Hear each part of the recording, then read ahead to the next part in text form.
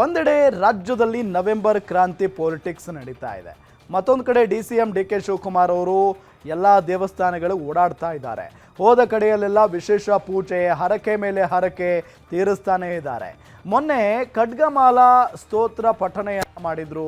ಇವತ್ತು ಸಂಕಲ್ಪ ಪೂಜೆಯನ್ನು ನೆರವೇರಿಸಿದ್ದಾರೆ. ದೇವರು ಭಕ್ತನ ಮಧ್ಯೆ ವ್ಯವಹಾರದ ಮತ್ತೆ ಪುನರುಚ್ಚಾರ ಆಗಿದೆ.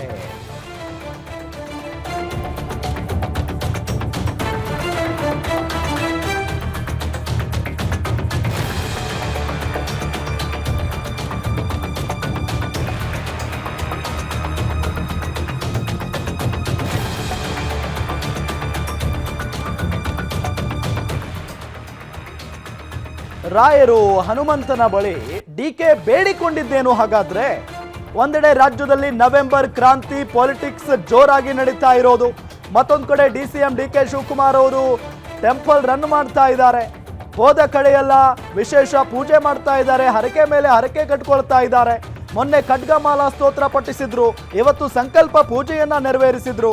ದೇವರು ಭಕ್ತನ ಮಧ್ಯೆ ವ್ಯವಹಾರದ ಬಗ್ಗೆ ಮತ್ತೆ ಪುನರುಚ್ಚಾರ ಆಗಿದೆ. ರಾಯರು ಹನುಮಂತನ ಬಳಿ ಇವತ್ತು ಡಿ.ಕೆ. ಶಿವಕುಮಾರ್ ಅವರು ಏನು ಬೇಡಿಕೊಂಡ್ರು ಹಾಗಾದ್ರೆ?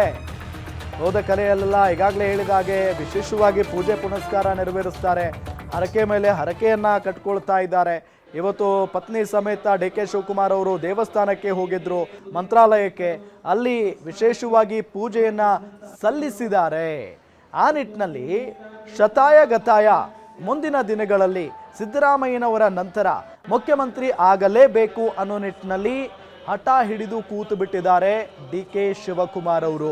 ಈ ಎಲ್ಲದರ ಬಗ್ಗೆ ಏನಾದರೂ ಅಂದರೆ ಮುಂದಿನ ದಿನಗಳಲ್ಲಿ ಮುಖ್ಯಮಂತ್ರಿ ಬದಲಾವಣೆ ವಿಚಾರಕ್ಕೆ ಸಂಬಂಧಪಟ್ಟಂತೆ ಯಾರಾದರೂ ಮಾತನಾಡಿದಾಗ ಅವರ ಬಾಯಿ ಮುಚ್ಚಿಸುವಂಥ ಕೆಲಸವನ್ನು ಡಿ.ಕೆ. ಶಿವಕುಮಾರ್ ಅವರು ಮಾಡ್ತಾ ಇರ್ತಾರೆ.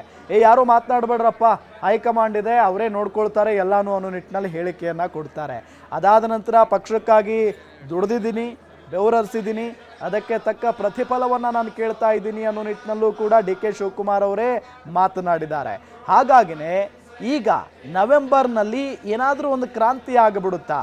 ಕ್ರಾಂತಿ ಯಾವ ರೀತಿಯಾಗಿರುತ್ತೆ ಅನ್ನೋದು ಈಗಿರುವಂಥ ಪ್ರಶ್ನೆ. ಬಹಳ ಪ್ರಮುಖವಾಗಿ 2.5 ವರ್ಷಗಳ ಕಾಲ ಮುಖ್ಯಮಂತ್ರಿಯಾಗಿ ಡಿ.ಕೆ. ಅಂದರೆ ಸಿದ್ದರಾಮಯ್ಯನವರು ಇರ್ತಾರೆ. ಅದಾದ ನಂತರ ಸಿದ್ದರಾಮಯ್ಯನವರು ತಮ್ಮ ಸ್ಥಾನಕ್ಕೆ ರಾಜೀನಾಮೆಯನ್ನು ಕೊಡಬೇಕು, ಡಿ.ಕೆ. ಶಿವಕುಮಾರ್ ಅವರು ಆ ಸ್ಥಾನಕ್ಕೆ ಬಂದು ಕೂರಬೇಕು, ಮುಖ್ಯಮಂತ್ರಿ ಆಗಿರಬೇಕು ಅನ್ನೋ ನಿಟ್ಟಿನಲ್ಲಿ ಹೊಂದಾಣಿಕೆ ಆಗಿತ್ತು ಅನ್ನೋ ಒಂದು ವಿಚಾರ ರಾಜ್ಯ ರಾಜಕೀಯ ವಲಯದಲ್ಲಿ ಆಗಾಗ ಚರ್ಚೆಗೆ ಬರ್ತಾನೆ ಇರುತ್ತೆ.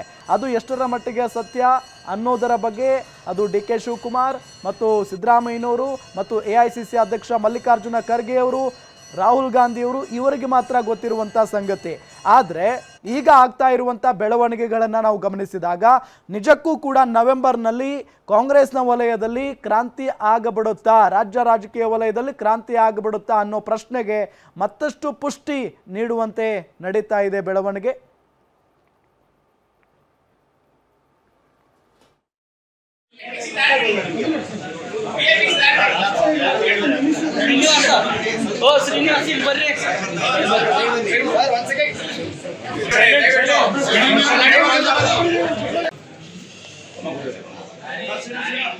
ಸೊ ಈ ದೇವಸ್ಥಾನದಲ್ಲಿ ವ್ಯವಹಾರ ಭಕ್ತಂಗೂ ಭಗವಂತನಿಗೂ ಬಿಟ್ಟಂತ ವ್ಯವಹಾರ. ಇದು ಸಾರ್ವಜನಿಕರಿಗಾಗಲಿ ನಿಮ್ಗಾಗಲಿ ಬೇರೆಯವ್ರಿಗಾಗಲಿ ಬಿಟ್ಟಂತ ವಿಚಾರ. ನಾನುಂಟು, ಆಂಜನೇಯ ಉಂಟು. ಸೊ ಈ ದೇವಸ್ಥಾನದಲ್ಲಿ ವ್ಯವಹಾರ ಭಕ್ತಂಗೂ ಭಗವಂತನಿಗೂ ಬಿಟ್ಟಂತ ವ್ಯವಹಾರ. ಇದು ಸಾರ್ವಜನಿಕರಿಗಾಗಲಿ ನಿಮ್ಗಾಗಲಿ ಬೇರೆಯವ್ರಿಗಾಗಲಿ ಬಿಟ್ಟಂತ ವಿಚಾರ. ನಾನುಂಟು, ಆಂಜನೇಯ ಉಂಟು. ಸೊ ಈ ದೇವಸ್ಥಾನದಲ್ಲಿ ವ್ಯವಹಾರ ಭಕ್ತಂಗೂ ಭಗವಂತನಿಗೂ ಬಿಟ್ಟಂತ ವ್ಯವಹಾರ. ಇದು ಸಾರ್ವಜನಿಕರಿಗಾಗಲಿ ನಿಮ್ಗಾಗಲಿ ಬೇರೆಯವ್ರಿಗಾಗಲಿ ಬಿಟ್ಟಂತ ವಿಚಾರ. ನಾನುಂಟು, ಆಂಜನೇಯ ಉಂಟು. ಸೊ ಈ ದೇವಸ್ಥಾನದಲ್ಲಿ ವ್ಯವಹಾರ ಭಕ್ತಂಗೂ ಭಗವಂತನಿಗೂ ಬಿಟ್ಟಂತ ವ್ಯವಹಾರ. ಇದು ಸಾರ್ವಜನಿಕರಿಗಾಗಲಿ ನಿಮ್ಗಾಗಲಿ ಬೇರೆಯವ್ರಿಗಾಗಲಿ ಬಿಟ್ಟಂತ ವಿಚಾರ. ನಾನುಂಟು, ಆಂಜನೇಯ ಉಂಟು. ಇವತ್ತಿನ ದಿನ ನಮ್ಮ ಉಪಮುಖ್ಯಮಂತ್ರಿಗಳು ಡಿ.ಕೆ. ಶಿವಕುಮಾರ್ ಅವರು ಮಂತ್ರಾಲಯ ದರ್ಶನ ಪಡೆದು ಪಂಚಮುಖಿಗೆ ಬಂದು ಇಲ್ಲಿ ಪಂಚಮುಖಿಯಲ್ಲಿ ಮಧು ಅಭಿಷೇಕ ಮತ್ತು ಪುಷ್ಪಾರ್ಚನೆ ಸೇವೆ ಮಾಡಿಸಿದ್ದಾರೆ. ಅವರು ಇಷ್ಟ ಕಾರ್ಯಗಳು ಮನಸ್ಸಿನಲ್ಲಿ ಬೇಡಿಕೊಂಡಿದ್ದಾರೆ. ಅವರು ಮುಖ್ಯಮಂತ್ರಿ ಆಗಬೇಕಂತ ಬಯಕೆ ಇದೆ, ಆ ಮುಖ್ಯಮಂತ್ರಿ ಆಗಬೇಕಂತ ಬೇಡಿಕೊಂಡಿದ್ದಾರೆ. ಆ ಕೆಲಸ ಪಂಚಮುಖಿ ಪ್ರಾಣದೇವರು ಮತ್ತು ರಾಘವೇಂದ್ರ ಸ್ವಾಮಿಗಳವರು ಗ್ಯಾರಂಟಿ ನಡೆಸಿಕೊಡ್ತಾರೆ. ಮತ್ತು ದೀಪಾವಳಿ ಒಂದು ಪಾಡ್ಯ ಇರೋದು ಒಂದು ಕಡೆ ಆದರೆ ಇನ್ನೊಂದು ಏನು ಇಷ್ಟಾರ್ಥಗಳು ಈಡೇರೋಕ್ಕೆ ಒಂದು ಪೂಜೆ ಮಾಡ್ತೀರಾ ಅಂತ ಹೇಳ್ತಾರೆ. ಏನು ಪೂಜೆ ಸರ್, ಏನು ಇಷ್ಟಾರ್ಥಗಳು? ಅದು ವಾಯುಸ್ತುತಿ ಆದರೆ ಅವರು ಇಷ್ಟ ಕಾರ್ಯಗಳ ಪೂಜೆ ಅಂದರೆ ವಾಯುಸ್ತುತಿ ಪುನಸ್ಸರಣೆ ಅಂದರೆ ಮಧು ಅಭಿಷೇಕ, ಜೇನುತುಪ್ಪದಿಂದ ಮಧು ಅಭಿಷೇಕ ಮಾಡ್ತಾರೆ. ಅದು ಇಷ್ಟ ಕಾರ್ಯ ಪೂಜೆ. ಇದು ವಿಶೇಷ ದಿವಸಗಳಲ್ಲಿ ಮಾತ್ರ ಮಾಡ್ತಾರೆ. ಏನು ಆಮೇಲೆ ಕೆಲವು ವರ್ಷಗಳ ಹಿಂದೆ ಅಂದರೆ 15 ವರ್ಷಗಳ ಹಿಂದೆ ಬಂದಿದ್ದರು. ಅವರು ಬಂದು ದರ್ಶನ ಮಾಡ್ಕೊಂಡು ಪ್ರಾರ್ಥನೆ ಮಾಡ್ಕೊಂಡು ಹೋದಾಗ ಈಗ DCM ಆಗಿದ್ದಾರೆ. ಇದೇ ಅವರ ಆಶೀರ್ವಾದ, ಪಂಚಮುಖಿ ಪ್ರಾಣದೇವರು ಮತ್ತು ಮಂತ್ರಾಲಯ ಗುರುಗಳ ಆಶೀರ್ವಾದ ಆಗಿದೆ. ಈಗ ಮುಂದೆ ಆಗುತ್ತೆ.